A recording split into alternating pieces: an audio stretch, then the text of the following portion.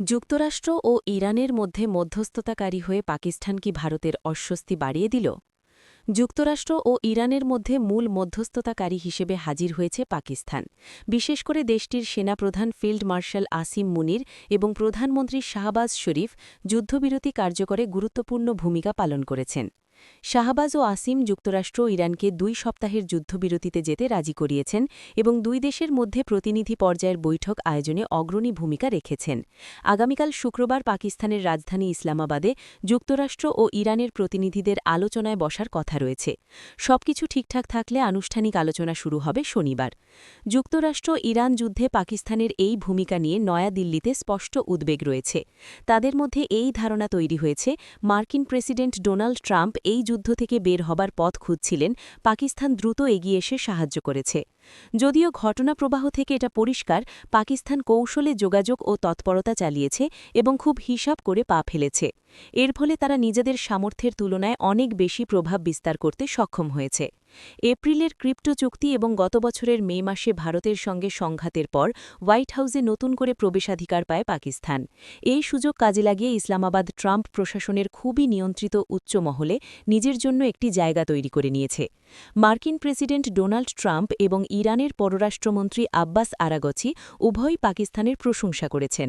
Trump ইরানের সঙ্গে যুদ্ধবিরতিকে প্রধানমন্ত্রী শাহবাজ শরীফ এবং ফিল্ড মার্শাল আসিম মুনিরের সঙ্গে কথোপকথনের ফলাফল বলে উল্লেখ করেছেন, আর ইরানের পররাষ্ট্রমন্ত্রী আরাগচিও যুদ্ধ শেষ করতে নিরলস প্রচেষ্টার জন্য আসিম মুনির ও শাহবাজ শরীফের প্রশংসা করেছেন এবং কৃতজ্ঞতা প্রকাশ করে তাদের আমার প্রিয় ভাইয়েরা বলে সম্বোধন করেছেন।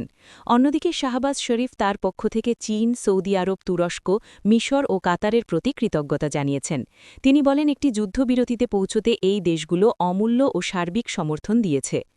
একই সঙ্গে শাহবাজ শরীফ শান্তিকে একটি সুযোগ দেওয়ার ক্ষেত্রে অসাধারণ কৌশলগত দূরদৃষ্টি, প্রজ্ঞা এবং ধৈর্য প্রদর্শন করায় তিনি উপসাগরীয় সহযোগিতা সংস্থার ভ্রাতৃপ্রতিম দেশগুলো এবং যুক্তরাষ্ট্রের নেতৃত্বেরও ধন্যবাদ জানিয়েছেন। কোন কৌশলে এগিয়েছে পাকিস্তান?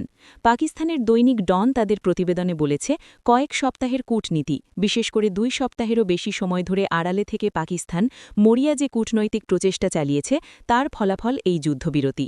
গত 28শে ফেব্রুয়ারি যুদ্ধ শুরুর পরপরই পাকিস্তান দ্রুত পদক্ষেপ নিতে শুরু করে। প্রথম হামলার কয়েকদিনের মধ্যে পাকিস্তানের কর্মকর্তারা একাধিক রাজধানীতে নিজেদের কূটনৈতিক চ্যানেল সক্রিয় করতে শুরু করেন। ডনের খবরে আরও বলা হয়, সার্বজনীনভাবে নিরপেক্ষতা বজায় রেখে পাকিস্তান নিঃশব্দে নিজেকে যুক্তরাষ্ট্র ও ইরানের মধ্যে একটি সেতু হিসেবে উপস্থাপন করেছে। দুই শত্রুদেশ যুক্তরাষ্ট্র ও ইরানের মধ্যে কোনো সরাসরি কূটনৈতিক সম্পর্ক নেই। পাকিস্তান ওয়াশিংটনের সামনে ইরানের স্বার্থগুলি উপস্থাপন করেছে এবং ওয়াশিংটন ও ইরান উভয়ের সামনে নিজেকে গুরুত্বপূর্ণ বলে তুলে ধরেছে। পাকিস্তানের এই প্রচেষ্টা সবচেয়ে দৃশ্যমান হয়েছিল 29 ও 30 মার্চ। এ দুদিন পাকিস্তান, সৌদি আরব, মিশর ও তুরস্কের পররাষ্ট্রমন্ত্রীরা ইসলামাবাদে সাক্ষাৎ করেন। পররাষ্ট্রমন্ত্রী ইশাক দারের নেতৃত্বে ওই সাক্ষাতে সামরিক উত্তেজনা আরও বৃদ্ধি রোধ করা এবং যুক্তরাষ্ট্র ও ইরানের মধ্যে আলোচনা শুরুর ক্ষেত্র তৈরি করার ওপর মূল মনোযোগ দেওয়া হয়। ডনের খবরে বলা হয়, পররাষ্ট্রমন্ত্রীরা ইসলামাবাদে গঠনমূলক আলোচনার পরিকল্পনা করেন, যদিও তাৎক্ষণিকভাবে কোনো আলোচনা হয়নি। কিন্তু ইসলামাবাদ তাতে হাল ছেড়ে দেয়নি, বরং তাদের মধ্যস্থতার প্রচেষ্টার গতি আরও জোরদার করে।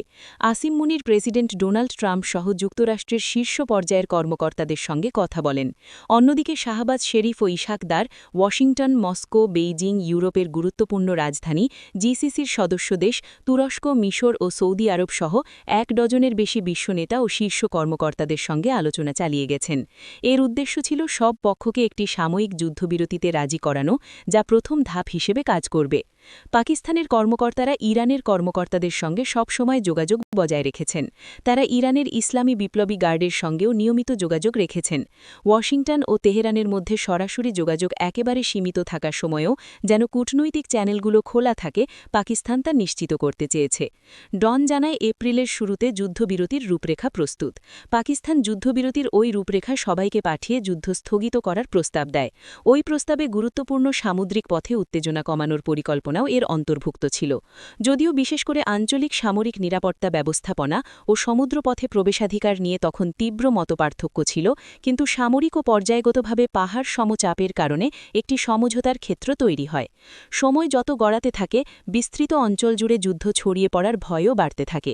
এ পরিস্থিতিতে পাকিস্তানের সাময়িক যুদ্ধবিরতির প্রস্তাব আরও প্রাসঙ্গিক হয়ে ওঠে এবং তার ওপর ভিত্তি করে ৭ই এপ্রিল তিরশাক বিরতিবুদি কার্যকর হয়। এর পরের ধাপ ১০ই এপ্রিল ইসলামাবাদে যুক্তরাষ্ট্র ও ইরানের প্রতিনিধিদের আলোচনা। অবশ্য আনুষ্ঠানিক আলোচনা শুরু হবে শনিবার।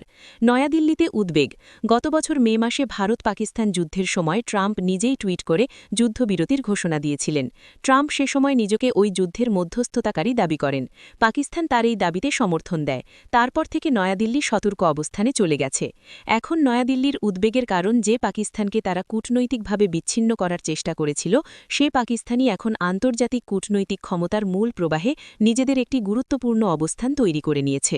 যুক্তরাষ্ট্র ইরান যুদ্ধ চলাকালীন পাকিস্তান যখন মধ্যস্থতাকারী হওয়ার প্রস্তাব দেয়, তখন ভারতের পররাষ্ট্রমন্ত্রী এস জয়শঙ্কর এ নিয়ে এক প্রশ্নের উত্তরে পাকিস্তানকে দালাল বলেছিলেন। এখন অনেকে প্রতিবেশী দেশকে নিয়ে পররাষ্ট্রমন্ত্রীর এমন ভাষা ব্যবহারের কঠোর মূল্যায়ন করছেন। তাদের মতে জয়শঙ্কর উপযুক্ত ভাষা ব্যবহার করেননি।